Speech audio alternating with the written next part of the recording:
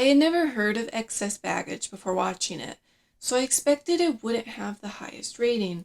But after watching it and checking the reviews, I can tell you that it is criminally hated on. This movie is fantastic. This movie is a gem. It is also the first and only film to be produced by First Kiss Productions, which was Alicia Silverstone's own production company. Excess Baggage is full of some big names. Alicia Silverstone is wonderful in this. This is 2 years after her success in the iconic teen movie Clueless. This also came out the same year as she played Batgirl in Batman and Robin, which is unfortunately regarded as not only one of the worst Batman films, but one of the worst films of all time. She was nominated for a Razzie for Worst Performance for that film, and she was also nominated for a Razzie for Worst Performance for this film. Poor thing got nominated for 2 films from the same year. Also starring is Benicio del Toro, 2 years after his breakout performance in The Usual Suspects, and Christopher Walken from one of the greatest pieces of comedy to grace our screens. Harry Connick Jr. is also here in his least charming and most forgettable role I've seen to date. I am sorry, Harry Connick Jr., but it's true. Today I'm going to be telling you all about it. Excess Baggage starts out with Emily T. Hope, the daughter of an extremely wealthy businessman who regularly pulls drastic stunts in an effort to make him prove he loves her. That sounds a bit crazy, I know, but she's just a girl who wants her father's love and attention and seldom receives it. So this time, to get his attention, she fakes her own kidnapping.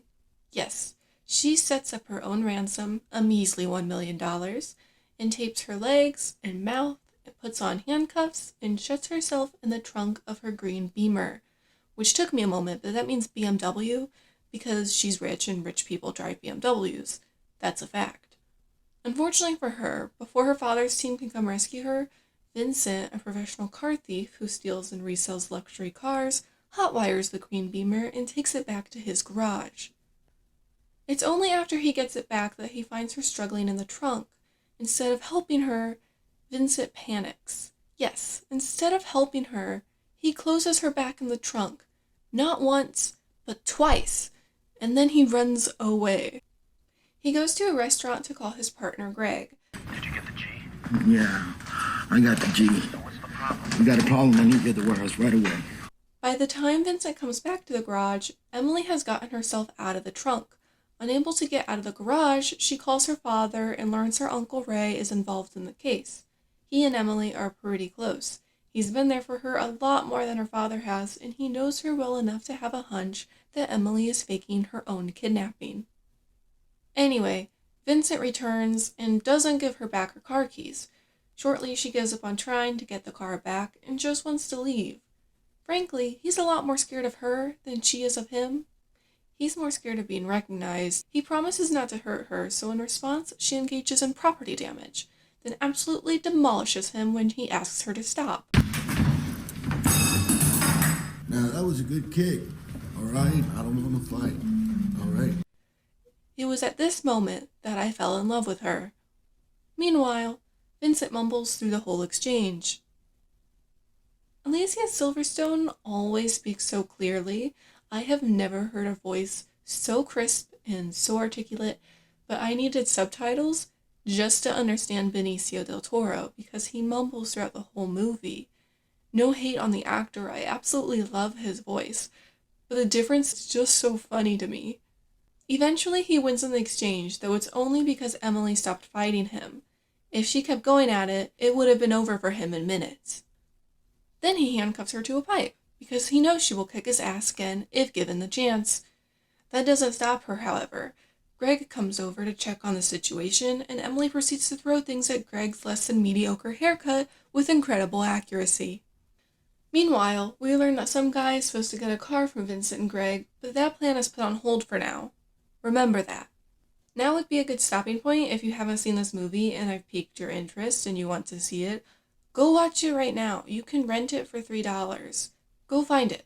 Or if you've already seen it or spoilers just don't bother you, then by all means, please continue watching. Greg, now sulking, tells Vincent to put her back in the trunk and dump her somewhere. Emily refuses to get back in the trunk, as she should, but allows Vincent to drive her somewhere else. Unfortunately, he tries to drop her off in the Washington State wilderness. She refuses to get out of the car, so he drags her out of it.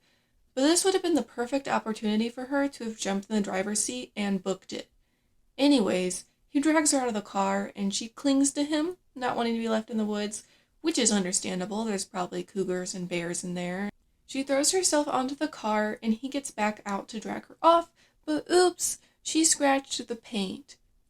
She's very unconcerned with this, but he's a little more upset, sarcastically calling her a real smart kid, which makes me cringe a little. They have chemistry and tension, obviously, and while I am eating it up, I am mildly concerned about her age. Her age becomes a running joke throughout the film because she never tells Vincent how old she is, and he asks more than once. She's definitely at least 18, but that still makes things a little questionable depending on how old he might be. I spent 5 minutes trying to pause at the correct moment on her driver's license to figure out her age, and I think it says 76, but it's impossible to tell because they blur it out so quickly. Alicia Silverstone is born in 76 and was 21 when this movie came out. She also alludes to 18 years of her life, which what I would assume means she's 18, and maybe Vincent is just an idiot and didn't catch on to that. He's probably an idiot. Obviously did not take in what was on her driver's license either. So based on my deductive reasoning, she's likely 18. For reference, I don't know how old Vincent is supposed to be, but Benicio del Toro is 9 years older than Alicia Silverstone and would have been 30 when Excess Baggage came out. Just some fun facts. Back to the story. He decides to drive her a bit further and drops her off on the side of the road. All the while, Vincent's garage has gone ablaze thanks to the cigarette Emily hadn't put out. Put that damn cigarette out on the ashtray on the door handle. The car he and Greg were meant to sell tonight gets destroyed with it. Vincent learns, however, that Emily's car was discovered. He finds Emily and persuades her with a Twinkie to call her family and tell them he had nothing to do with the kidnapping. She instead tells him, Daddy, he made me touch his penis. Touch what? Much to Vincent's chagrin, she then handcuffs herself to his car and swallows the key. Vincent is trying to look inside her mouth, not fully convinced she's actually swallowed it, but someone is walking by, and to not make a scene, he pretends to kiss her by actually kissing her. It's a smooth enough move to get her to catch feelings. Me too. But for obvious reasons, he is annoyed for the rest of the car ride. Vincent pays for a motel room for her, and they have a brief conversation about her age. How old is he? 12. She uncuffs herself from his car, and he goes up to hide out at the cabin. However, Uncle Ray has been hot on Vincent's trail and somehow silently breaks into the cabin. When Ray explains who he is, Vincent makes this noise.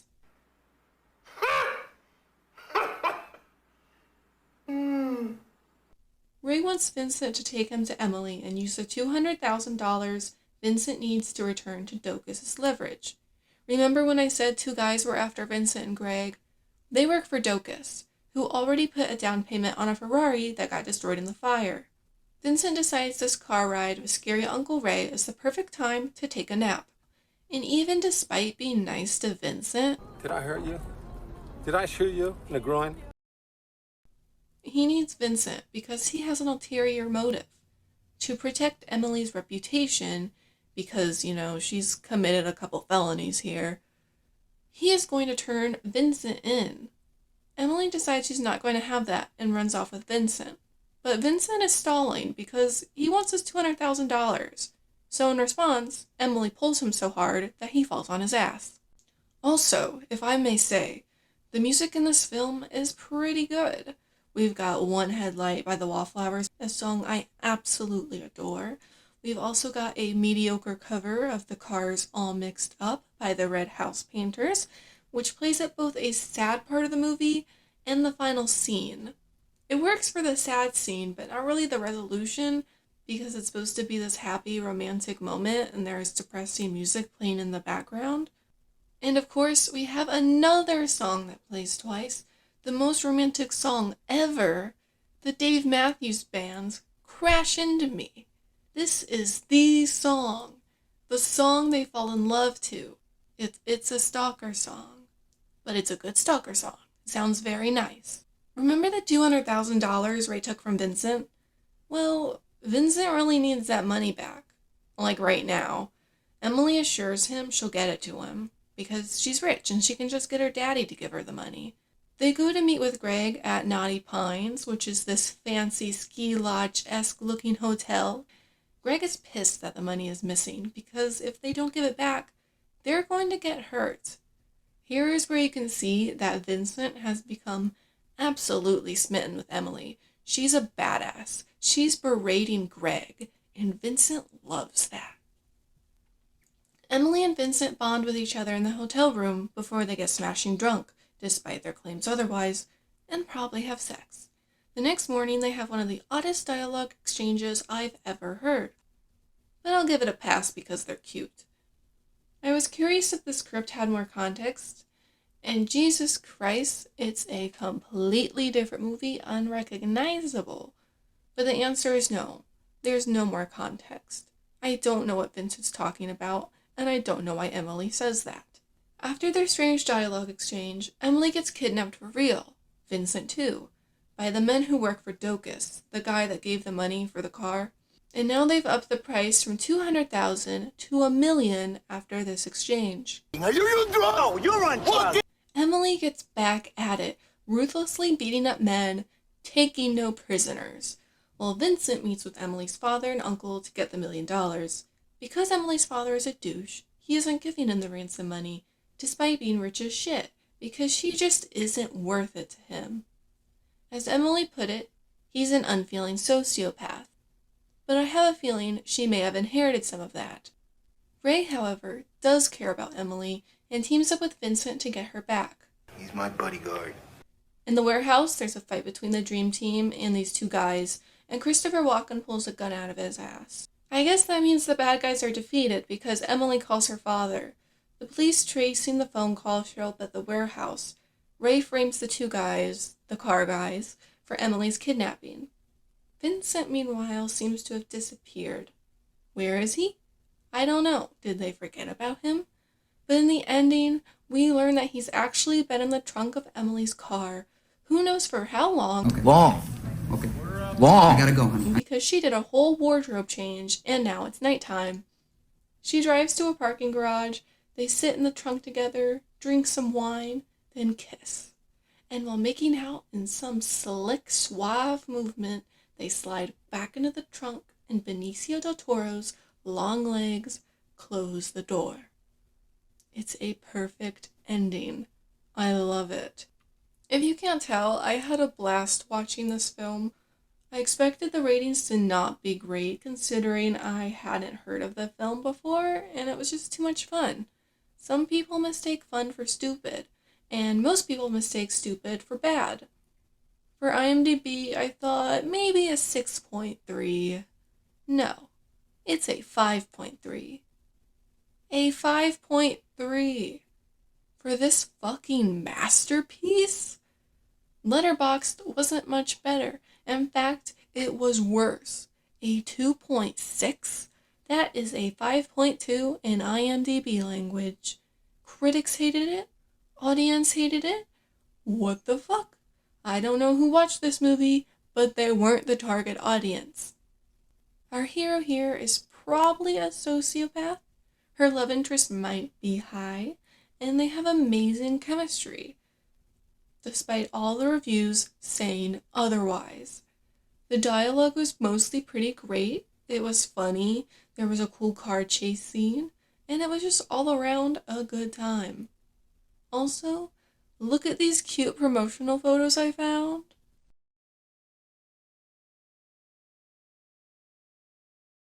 Alright, that was it. Thank you for watching. I hope you had a decent time. If you did have a decent time, Please consider liking and subscribing to my channel if you want to see me do more shitty reviews of shitty movies. Both of those statements are debatable. And I'll see you next time. Hello, this is Editions of You in Post. Once I was done with the video, I was looking up Alicia Silverstone and Benicio del Toro, just looking up some other movies they've been in. And guess what? They are going to be in another movie together soon. Okay, so the movie is called Reptile, and it is supposed to come out in 2023, though there's not a whole lot of information on IMDb about it. But it does star both Alicia Silverstone and Benicio del Toro. And I thought it was interesting because Excess Baggage was produced by Alicia Silverstone, and she allegedly chose Benicio del Toro to be her partner, her love interest. And Reptile is produced by Benicio del Toro, or he's one of the producers. I don't know if he chose Alicia Silverstone or not, but I just thought that was pretty cool and something to maybe look forward to.